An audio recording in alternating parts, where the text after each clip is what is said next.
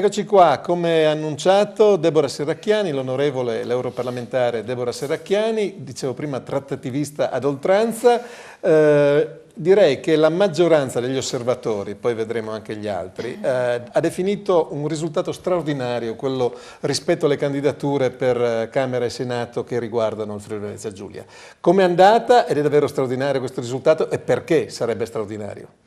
Beh, insomma, è straordinario perché il Friuli Venezia Giulia, parlo evidentemente del Partito Democratico, porta per la prima volta parlamentari tutti provenienti dal territorio, ne porta più del solito e quindi se tutto va bene ne porta almeno 9 e questo evidentemente rafforza la posizione della regione a Roma, insomma, per cui è dal mio punto di vista un risultato straordinario anche perché rappresentiamo tutte le province di questa regione ed inoltre c'è un impulso notevole e importante che viene dato anche a livello nazionale dal Partito Democratico alla presenza femminile, per cui dal mio punto di vista è un risultato importante. Mal di pancia in provincia di Gorizia.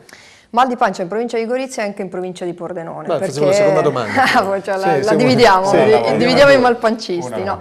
Sicuramente capisco la posizione di Gorizia. Io evidentemente, come ho già spiegato, ho trattato ad oltranza perché ci fossero, questo era il mio orizzonte, il mio obiettivo e anche il mio mandato della direzione regionale, ci fossero meno candidati esterni possibili. Quello era il mio obiettivo e quell'obiettivo è raggiunto. I paracaduti. È ovvio che non potevo scegliere io i nomi ed è ovvio anche che non potevo in qualche modo riequilibrare i territori e quindi è chiaro che c'è stata in alcuni casi, insomma, almeno agli occhi di Gorizia una sproporzione. La seconda domanda dice: sono estremamente delusi per le decisioni prese a Roma, hanno spiegato che è stata disatteso l'esito delle primarie e Lodovico Sonego o Franca Quass, insomma, avrebbero avuto più diritto di andare a Roma rispetto a Carlo Pegorer, terzo al Senato. Ma come ho già spiegato, non sono decisioni che ho preso io avevo l'obiettivo che fossero tutti nostri. La scelta però posso spiegarla. Nel momento in cui è stato scelto un capolista di Udine, il capolista di Udine è stato sfilato dalla lista di Udine delle primarie, come se non le avesse fatte. Nel nostro caso è Gianna Malisani. Questo significa che è andata, come dire, in quota Roma questo? A scalare. Sì, tutti e due i capilista sono in quota Roma, diciamo che io ho potuto soltanto chiedere che fossero nostri nel senso territoriale e dopodiché loro hanno scelto i nomi. Evidentemente questo ha fatto sì che la lista di Udine scorresse, quindi il secondo è diventato il primo. E via dicendo. Vuol dire che Carlo Pegorer, che era il quarto a Udine, è diventato il terzo a Udine. E il terzo a Udine era davanti al secondo di Pordenone. Ed è stato salvato Pegorer. È stato salvato. È fatta una scelta che evidentemente rincontrava la mia richiesta che ci fossero candidati territoriali e evidentemente le esigenze romane. Bisogna correre lo stesso però adesso? No, bisogna correre di più francamente, perché secondo me è necessario che anche in Friuli Venezia Giulia, al Senato e alla Camera, il segnale del Partito Democratico sia positivo, anche perché tra l'altro devo dire che noi in Friuli Venezia Giulia avevamo, anche in base ai sondaggi, dei numeri importanti prima ancora che questi numeri diventassero importanti a livello nazionale, quindi confido che insomma continuiamo a fare il nostro buon lavoro. Trieste, una parolina su Trieste, anche lì tanti mal di pancia, ma da parte dei non triestini, insomma, no? Cosa dici, Gianfranco Lenarrizzi? No, buonasera. No, dicevo, Trieste insomma è stata una regalia per Trieste, tant'è vero che insomma, Russo, Rosato, Blazzina, 3, lei dice 9, insomma è abbondante perché sarebbero 6 deputati e 3 senatori, dice 9, va bene, però una buona parte della regione. Sul tuo autoblog hai scritto anche dove ci sono gli altri candidati. Dove ci sono anche gli altri, quindi Trieste ha fatto incetta. Trieste ha fatto incetta. Menia, credo. Ma non è candidato del PD. Abbiate pazienza che Menia venga candidato del PD per connotazione. Esatto. Però dico, insomma, tant'è vero che Ius giustamente rivendica il segretario provinciale del PD, come si chiama, Pordenone, dice ma qua c'è una resa dei conti, anzi si aprono vastissime linee di credito con Deborah Serracchiani per le regionali. Ma allora, prima di tutto fatemi spiegare un attimo la questione di Trieste, perché dei 3 eletti di Trieste voglio ricordare che c'è la senatrice Tamara Blažina che rappresenta la quota della minoranza slovena, che voi sapete per noi è importante, 600 preferenze alle parlamentari. È sempre stata data, insomma i numeri adesso non credo che siano quelli, perché se vogliamo poi individuare la capacità delle persone di rappresentanza in base ai numeri, francamente è un gioco a cui non mi presto. Noi abbiamo sempre dato rappresentanza alla minoranza slovena, lo abbiamo sempre fatto, l'ho chiesto a Roma e Roma ha utilizzato nel caso della senatrice Blagina una quota nazionale perché venisse mantenuta questa rappresentanza e io credo che sia un segnale positivo per una regione come la nostra. Ma alla fine della fiera queste primarie hanno portato beneficio al PD oppure lei si è trovata a un certo punto in cui Moretton non è stato derogato, diciamo così, Baiutti non è stato derogato, cioè costoro forse pensano, hanno qualche momento di imbarazzo a votare il PD alle prossime regionali? No, insomma io non credo che soprattutto per alcuni non ci sia nessun imbarazzo. Io penso che le primarie siano state utilissime, quelle precedenti a quelle dei parlamentari e quelle dei parlamentari. Credo che il PD sia l'unico partito, non credo, il PD è l'unico partito che ha permesso ai propri cittadini di scegliersi i rappresentanti a Roma. Vero. Questo credo che vada chiesto anche a tutti gli altri sottoscritto, partiti. Dopodiché abbiamo implementato la quota femminile e credo che anche questo sia un successo anche culturale con che la va scritto al PD. certificazione del PC a Udine, ex PC della Gianna Malisani. Beh, la Isabella De Monte non è sicuramente una Renziana? candidata a PC. No, posso dirle che è molto vicina ad un'area moderata, per cui francamente se vogliamo proprio attribuire le etichette, sa che non mi piace, ma se vogliamo attribuire le etichette ha sbagliato le etichette. Diciamo che i voti di quell'area sono confluiti nelle prime primarie. Dopodiché, voglio dire, abbiamo consentito ai cittadini di fare una scelta importante. L'abbiamo in qualche modo accompagnata anche con un risultato che rivendico come straordinario di avere tutti i parlamentari del territorio e questo francamente è un risultato che non rivendico solo per il PD, lo rivendico per la regione, perché il problema di questa regione è che deve essere autorevole a Roma. Mi pare di aver dimostrato che noi siamo in grado di essere autorevoli, adesso bisogna metterci al servizio delle esigenze e degli interessi dei cittadini. Ecco, vede, non siamo stati né zitti né fermi, il risultato l'abbiamo portato a casa e mi pare che sia un fatto straordinario. Allora, per essere al servizio dei cittadini bisogna cominciare a parlare di cose molto più concrete, non che non siano concrete queste perché poi sono le gambe su cui cammineranno i buoni propositi. Deve fare le liste, scusi, anche per la regionale, lei, tu scrivere?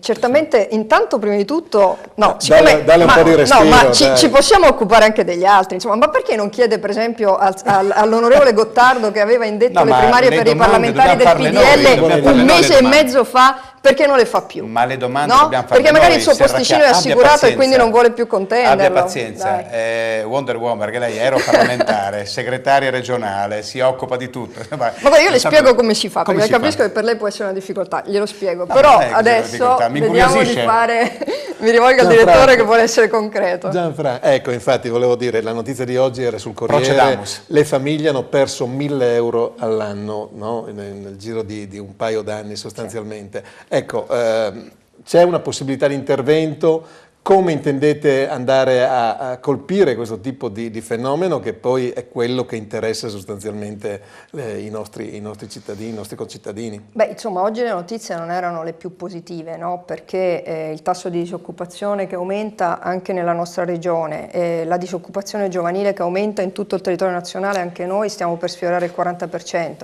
Il fatto che la capacità di acquisto dei nostri cittadini sia diminuita, insomma, è una preoccupazione vera.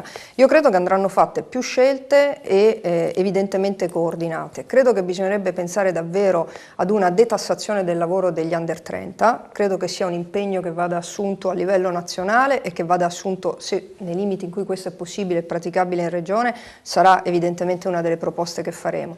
Bisogna agire poi sulle tasse per le imprese, perché? Perché quelle permettono di creare posti di lavoro. Berlusconi, gli Serracchiani. No, se lei sta dicendo che Berlusconi finalmente capisce qualcosa di politica e mi copia, le posso dire anche di sì. Però il messaggino era questo: come precedentemente già chiesto a Tondo, vorrei sapere la posizione della Serracchiani riguardo alla burocrazia che fa morire le piccole aziende, in particolare coloro che operano nelle cave come i produttori di pietra piacentina, quindi sappiamo nome e cognome di chi scrive.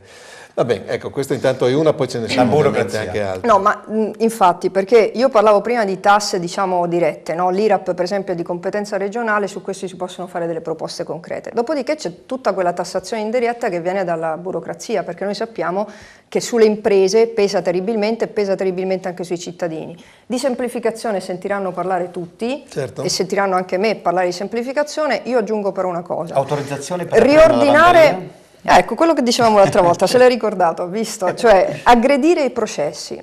prendere davvero la macchina regionale, vedere come funziona, aiutare anche i dipendenti regionali a fare bene il loro lavoro, perché abbiamo grandi competenze, bisogna riportarle dentro la regione e non andarle a cercare fuori, e bisogna anche e soprattutto aggredire i processi, insomma vedere come mai ci mettiamo tanto tempo, come mai chiediamo tante carte, come mai spesso una regione autonoma come la nostra complica invece di semplificare, perché accade anche questo. Allora io credo che bisogna veramente prendere tutte le pratiche, quella delle imprese edili ad esempio, 78 pratiche cartacee, quella della lavanderia, 58 pratiche cartacee, prendere il processo, analizzarlo, ci vuole anche un po' di tempo, ci vuole anche serietà, però insomma alla fine, e aggiungo solo una cosa, individuare il responsabile del processo. Io cittadino che vado a chiedere qualcosa, devo sapere i tempi entro i quali mi viene data la risposta, così come si pretende da me di rispettare i tempi, e devo sapere anche chi è responsabile di quella mia pratica. E insomma, la regione deve impegnarsi a tornare a fare questo. Ci sono un paio di telefonate. Pronto? Pronto? Pronto? Buonasera. Se ci alzano Pronto, buonasera. Ecco, non lei, no, i nostri, prego. Allora, approfitto della Deborah Serracchiani perché volevo fare un paio di domande, cercherò di essere breve. La posizione sua nel riguardo dell'abbattimento che è stato tanto sbandierato dal centro-destra del debito pubblico, perché a me francamente non sembra che sia stata un'operazione ben fatta, perché guardiamo la Sicilia quanti soldi ha avuto, mi sembra 800 milioni per ripianare tutto, e noi riduciamo il debito della regione e poi facciamo la figura degli imbecilli. La seconda domanda. La seconda, l'indebitamento per la terza corsia, dato che tutti si indebitano, tutti tra virgolette, diciamo, perché noi non possiamo indebitarci, cioè la regione in questa operazione qua, sulla terza corsia? Bene. Perfetto, grazie. Niente, basta. No, basta così. Va bene, buonasera. Basta due. Poi ne abbiamo un'altra, prego intanto. Ma allora, intanto la prima domanda mi dà l'occasione di spiegare una cosa che ho detto in altre occasioni per la prima volta e voglio ribadirla qua, e riguarda il cosiddetto abbattimento del debito regionale da parte di Tondo.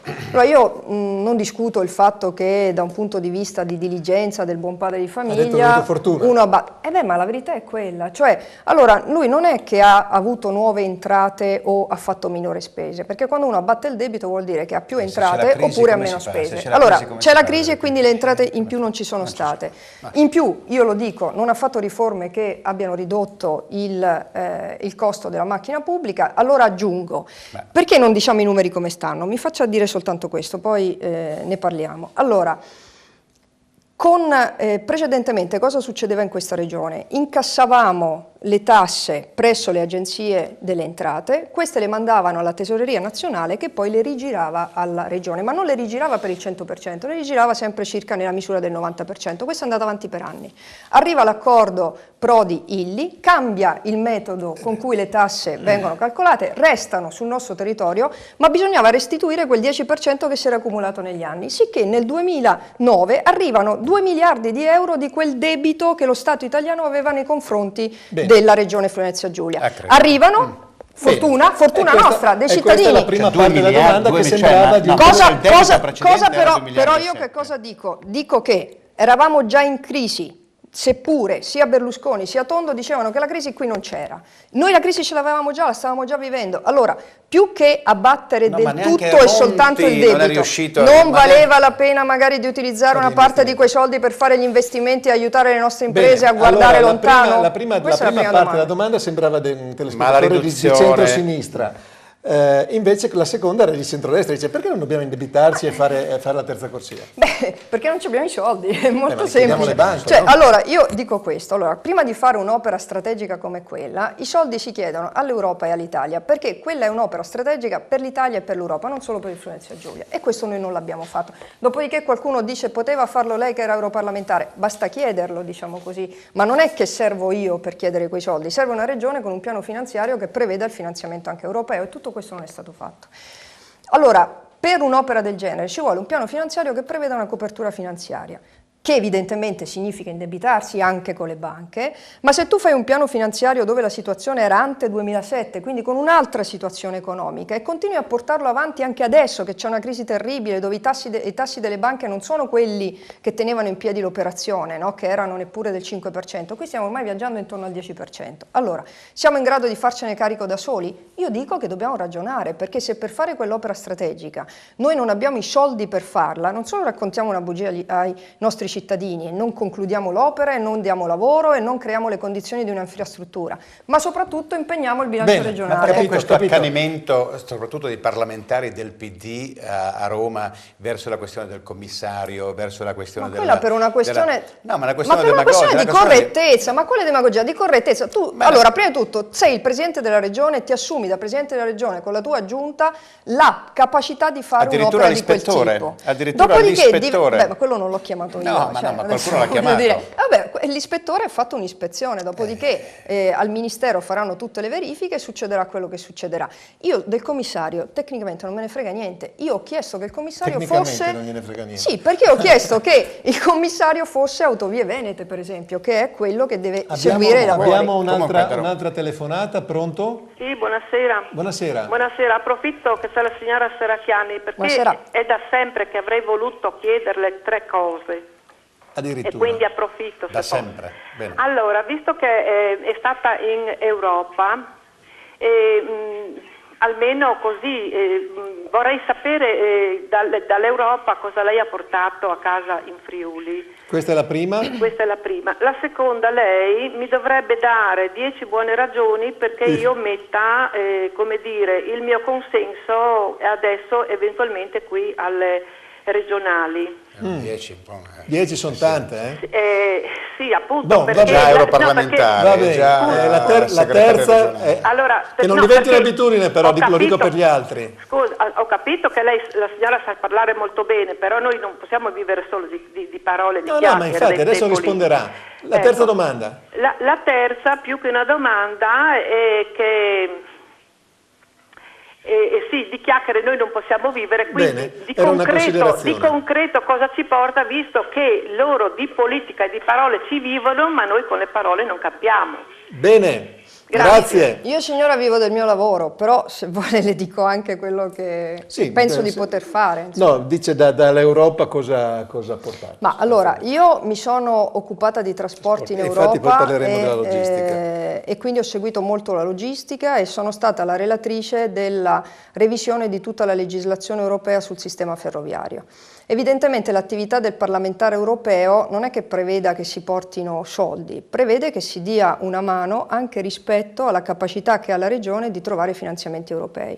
Questa regione purtroppo i finanziamenti europei non li va a cercare e comunque non li sa spendere. Questo non è un problema solo della Serracchiani, evidentemente, deve essere un problema della regione. La Serracchiani, se vuole darle per esempio una di quelle 10 motivazioni, non le metto in ordine di priorità, ma una delle 10 motivazioni sarà, signora, che questa regione sarà attentissima ai finanziamenti europei. Se li andrà a cercare, saprà spenderli e utilizzerà soprattutto i finanziamenti europei, per esempio su un tema fondamentale che è quello della logistica. Le potrei citare il porto di Trieste, le potrei dire Porto Nogaro con i dragaggi, le potrei dire Monfalcone con la capacità che ha di diventare piattaforma logistica. Insomma, una regione che ritrova una vocazione che è quella che è mancata e che significa anche andarsi a prendere i soldi. Ebbene sì, se divento e quando diventerò governatore di questa regione noi saremo estremamente europei, soprattutto nell'andare a cercare i soldi in Europa. Ma il progetto Euroregione va in questa direzione? L'Euroregione esiste dal 2001, l'Euroregione esiste dal 2001 e significa anche fare quello che l'Euroregione non ha mai fatto. Esattamente nelle condizioni. Lo scorso anno è stato sottoscritto un protocollo, un documento in cui la direzione proprio in cui dà le indicazioni di questo è proprio quello di ricevere dei fondi europei. No,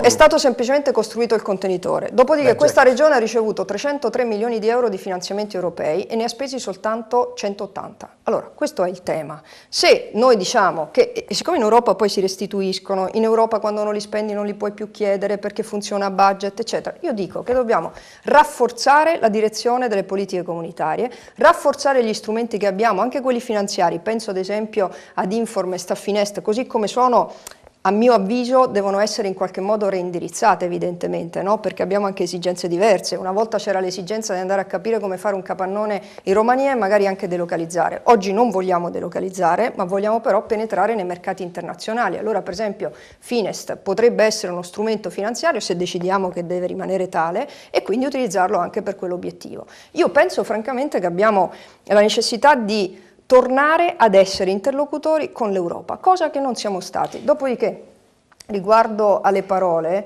io sono sicura che la signora chiederà la stessa cosa a Renzo Tondo e quindi chiederà a Renzo Tondo, viste le cose che ha detto nel 2008, quelle che ha realizzato. Io gliene dico qualcosa, io gliene dico la riforma sanitaria, la riforma delle ATER, la riforma... Posso rispondere?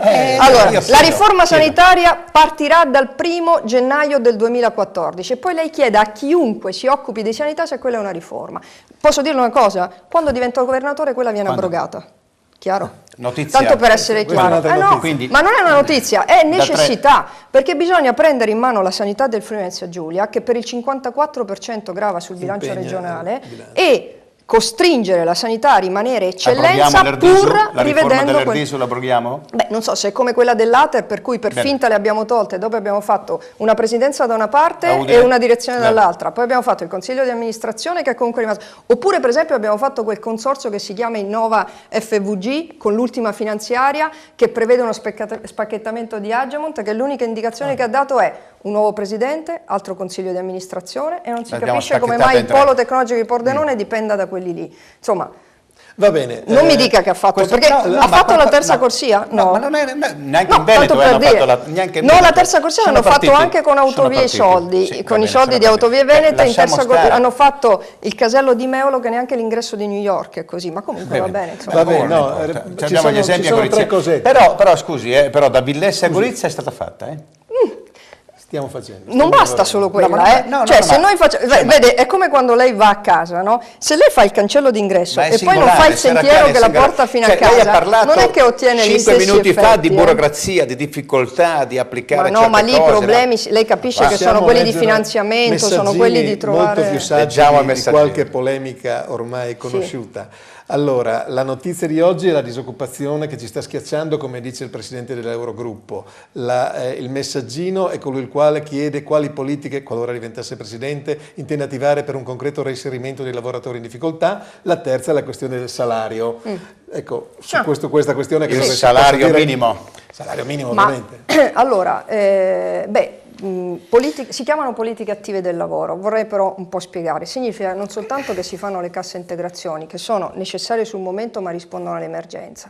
Bisogna fare una formazione professionale vera che accompagni i lavoratori che sono espulsi del tutto momentaneamente dal mercato del lavoro a tornare a cercare un posto di lavoro, evidentemente. Significa aiutare le imprese anche ad aggregarsi, perché abbiamo capito che comunque dobbiamo aiutare le imprese a stare sul mercato. Significa aiutare le imprese a fare gli imprenditori a fare nuove imprese, soprattutto giovani. Io prima lanciavo l'idea della detassazione degli under 30 in quella direzione, no? Cioè incentivare determinate politiche che ci permettono di creare posti di lavoro, perché si cresce solo se si creano posti di lavoro. Quindi evidentemente quando dico politiche attive del lavoro sono tante cose. Io credo molto per esempio che la formazione sia uno di quegli strumenti, perché noi abbiamo il bisogno di creare le condizioni per cui una persona che in questo momento sa di non rimanere ormai più di tanto e a lungo nello stesso posto di lavoro, sia in grado di gestire una fuoriuscita e reingresso nel mercato del lavoro il più in fretta possibile.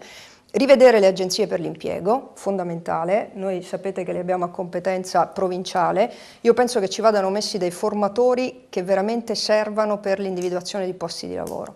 Vuol dire che devono avere risorse, devono avere la capacità di gestire la domanda e l'incontro della domanda e dell'offerta di lavoro, capire quali sono le esigenze delle imprese e iniziare a lavorare in quel modo. Come fa? E questo ragionamento non ma guardi, fa una questo grinza, lo dico ovviamente. più che altro per la professionalità che ho di avvocato di diritto del lavoro. Certo, sicuramente. No, ma non fa, sul salario minimo garantito posso dire una cosa, noi abbiamo in questo momento almeno 40.000 famiglie in Friuli Venezia Giulia che non hanno accesso a nessuna forma di indennità, né la disoccupazione né la cassa integrazione, cioè, o perché hanno dei contratti di lavoro che non la prevedono o perché sono da troppo tempo fuori dal mercato del lavoro e hanno finito tutte quelle indennità. Ecco, in Europa si parla di salario minimo garantito.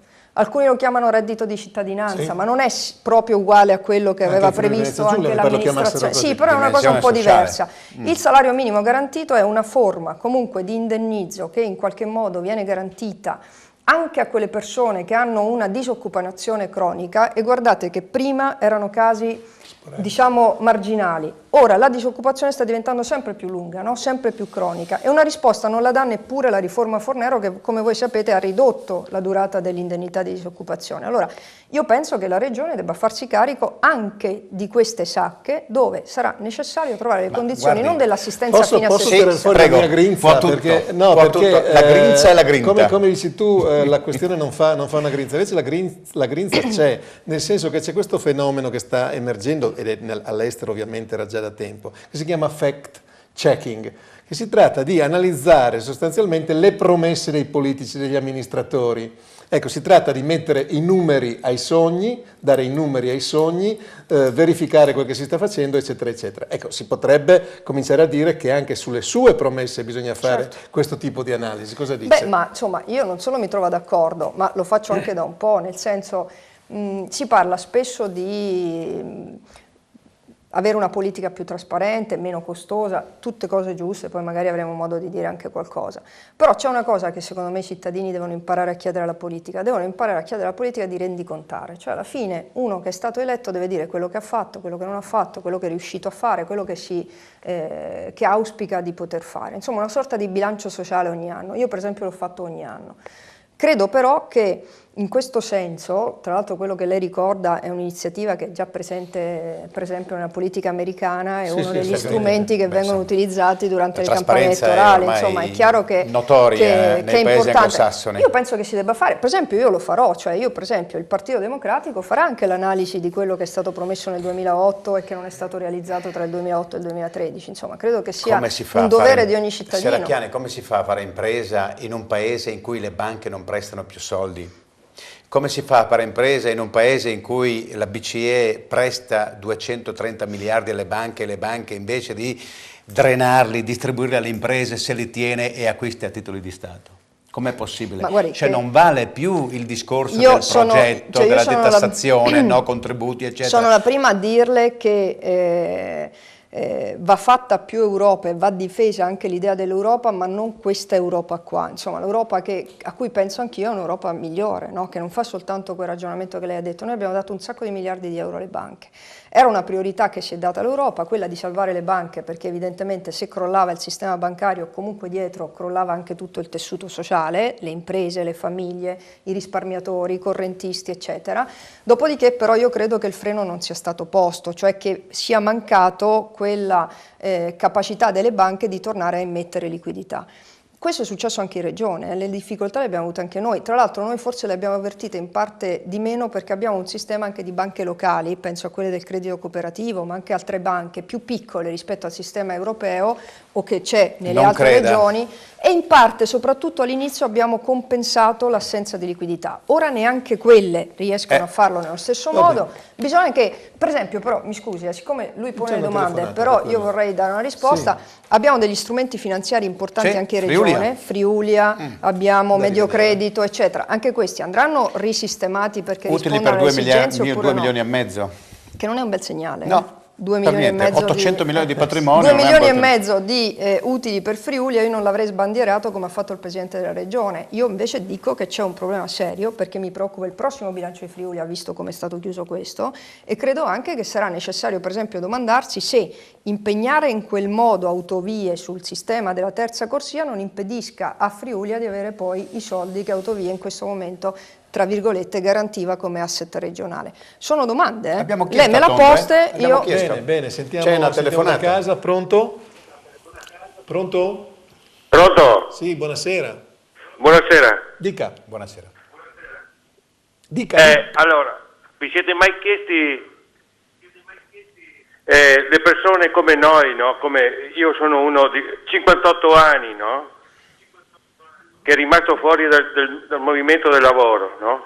Non si trova più lavoro, no? E dal 2008 Quello che dicevo prima. Esatto. che per via della pensione, no? che mi hanno risposto, lei ha i contributi, però non ha l'età per andare in pensione. Esatto. Poi ci sono state le quote, poi i 40 anni oppure i 60 anni, adesso 42 e 62, adesso non so, io non ci vado più, ve li regalo tutti i miei anni dei contributi. Senta, mi pare che il concetto sia chiaro, siamo anche in ritardo, adesso le facciamo dire qualcosa. Sì, ma cosa mangio io? Cosa mangio io? Sono anni che vado avanti così. Va bene, va bene. Fino ai 40 anni cosa me ne faccio? Provate ad andare a lavorare 40 anni in fabbrica, in linea, e poi vedrete. Va bene, abbiamo capito il concetto. Grazie della telefonata. Prego. Ma guardi, in parte naturalmente quello che dice il signore è legato anche a quello che dicevo prima sul salario minimo garantito, no? Questo è un esempio, cioè non accede all'indennità, non accede a un reddito, non accede neanche alla pensione. Dopodiché abbiamo il problema degli esodati, cioè di quelle persone che comunque con la riforma Fornero sono rimaste fuori dalla possibilità di accedere alla pensione. Io credo che la Regione debba farsi carico di queste situazioni qui. Guardate che non è assistenza, è semplicemente tenuta del sistema di protezione sociale ed è anche una possibilità e una garanzia che deve essere data dal nostro territorio, che in questo senso non deve lasciare nessuno indietro, alle persone che non hanno più quel tipo di risposte. Io penso che il salario minimo garantito sia una forma, come lo era il reddito di cittadinanza, ma evidentemente qualcuno può dire... un salario minimo garantito per i consiglieri regionali? Guardi, su quello sfonda una porta aperta, perché lei sa che ho fatto una proposta molto chiara. Prendiamo no? a parametro la regione Abruzzo. 2.600 L'Abruzzo euro. ha lo stipendio più basso. Allora, se vuole che le dica, io su questo ho già fatto una proposta molto chiara. Dopodiché, guardi, non credo che questo risolva il problema del signore, però è simbolicamente, ma è anche solo simbolicamente, non solo simbolicamente, un gesto che va fatto anche da parte della politica. La riduzione delle indennità. Io ho già detto che c'è una questione anche legata ai contributi ai partiti che va totalmente rivista, che non è soltanto la riduzione della metà, secondo me è ancora più drastica. Sì, ai gruppi regionali, ai gruppi regionali, e che va legata anche al sistema della trasparenza, della rendicontazione, della certificazione del bilancio anche dei gruppi, e aggiungo anche di una griglia di quello che può essere rimborsato oppure no. Le faccio un esempio pratico che mi sta particolarmente a cuore. Le cene o i pranzi, a mio avviso, non sono rimborsabili tra l'attività politica.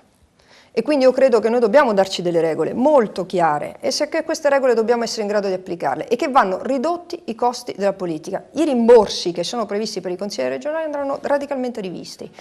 Le indennità andranno radicalmente riviste. I rimborsi europei per un europarlamentare sono molto...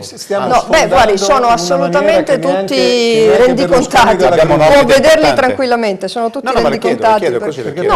Io ho un'indennità che è uguale per tutti i parlamentari e che è di 6.000 euro netti al mese, 6.100 euro netti al mese.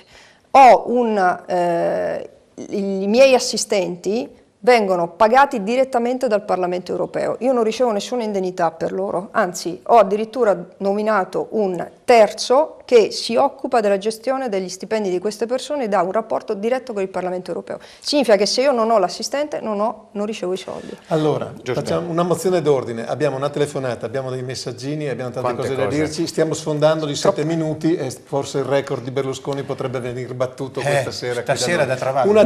Preferisco questo di record di Berlusconi. Una sola telefonata. Venga da noi. Pronto? Pronto? Pronto? Sì, buonasera. Pronto, buonasera. Può abbassare il volume del televisore? Sì, un momento, scusate. Non vada però lontano. Non tanto lontano. Non tanto lontano. E poi c'è il friulano, bisogna dire una parola sul friulano. Ma intanto che aspettiamo leggiamo gli sms. Ecco, appunto, è saltata, quindi pazienza. Allora, sul friulano, dice perché lei ce l'ha col friulano? Ma come ce l'ho col friulano? Insomma, francamente ho preso una posizione molto chiara, ho fatto anche delle conferenze stampa, insomma, mi pare corretto ribadirlo. Non solo non ce l'ho col friulano, penso che invece la Regione debba impegnarsi ad attuare una legge regionale che non ha applicato, e debba anche impegnarsi a chiedere a Roma quei fondi che sono necessari anche per attuare quella legge. Pittoni ha fatto tanto, dai, Pittoni con la legge 482 è riuscito a strappare 90 ore la RAI adesso. Diamo a Cesare quel che di Cesare. Ma guardi, io non ho difficoltà, insomma, voglio Abbiamo dire... fatto la festa in Castello Castello anche, per questo è un lavoro di gruppo. Allora, è sul un lavoro Castello, vabbè, è un lavoro di gruppo Serracchiani. Ma no, ma dai. guardi che se c'è qualcosa che viene sul territorio, sono state date se c'è qualcosa che viene sul territorio, non ho assolutamente nessuna difficoltà a dire grazie anche al senatore Pittoni. Lasciamo una chiosa ad Ordolo che dice: chiedete alla Deborah se ha fatto una stima di dove pensa di trovare i denari per garantire il reddito minimo garantito. Ma infatti bisogna reindirizzare le risorse. Insomma, in parte abbiamo parlato di una riduzione dei costi della politica, quindi una parte delle risorse si possono trovare lì. Un'altra parte delle risorse, per esempio, si possono trovare impedendo di fare una finanziaria come l'ultima, nella quale c'è stata una corsa alla diligenza, era l'ultima, per cui abbiamo dato 10.000 a questo, 1.000 a questo, 5.000 a quell'altro. Dai, forza le Narduzzi, cioè, non mi ma risparmiate un paio di soldi di cosa? Che abbiamo dato, abbiamo fatto esattamente quello che non si doveva fare, perché in una situazione come questa qui le risorse bisogna averle per reindirizzarle scegliendo quali sono le priorità. Io penso che una situazione come quella di quel signore vada tutelata, lo dico anche a Dordolo. Sì. Io penso che non possiamo permetterci di avere delle persone in difficoltà su un territorio di eccellenza come il Friuli Venezia Giulia, che non se lo può permettere. Quindi se è necessario tagliare ai consiglieri regionali perché ci sia la possibilità di trovare i fondi per il reddito di cittadinanza o il salario minimo garantito, lo faremo, Dordolo, e vedrà che sarà contento anche Molto lei. bene, ultima domanda, ma è una battuta. Quando ci vediamo insieme al Presidente Tondo? Ma dipende dal Presidente Tondo, io ho dato la mia disponibilità più volte, solo che il Presidente ha sempre qualcos'altro da fare. Vabbè, sarà impegnato alla fine della legislatura. Sì, beh, ma insomma... Verrà. Cercheremo di convincerlo. Benissimo, anche questa è andata. Anche perché mi si chiede a me di fare la campagna elettorale mentre faccio il parlamentare europeo, si chiede a lui di farlo mentre fa il Presidente della Regione, sicuro, giusto Leonarduzzi? Sicuro, sono d'accordissimo Serracchiani, guardi, avremo degli ascolti straordinari. Benissimo, grazie all'onorevole Deborah Serracchiani che è stata così gentile a accettare il nostro invito, grazie a Gianfranco Leonarduzzi che lavora sempre dietro le quinte. Mi pare ci sia un feeling tra lei e la Serracchiani, politico voglio dire. Ma non è poco, non è poco, voglio dire, non è poco, soprattutto anche per il fatto che è stata in carcere a fare la visita ai detenuti, quindi questo c'è un feeling politico legato all'iniziativa di Pannella, quindi va bene. Benissimo, grazie a tutti, Prove Tecniche la prossima settimana.